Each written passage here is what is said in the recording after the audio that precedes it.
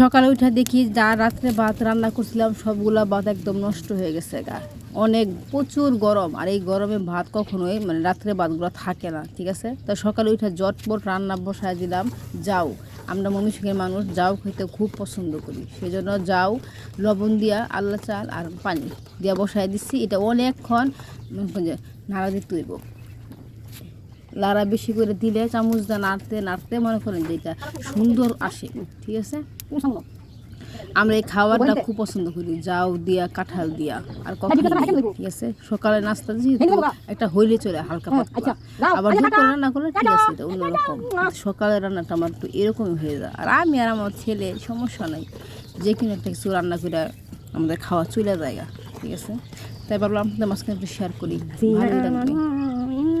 আমি তো ভিডিওতে বেশিরভাগ খাবারই শেয়ার করি, কারণ আমি দূরে কোথায় গিয়ে শেয়ার করবো, আবার কোন মানুষ ভিতরে ঢুকে সমস্যা আছে।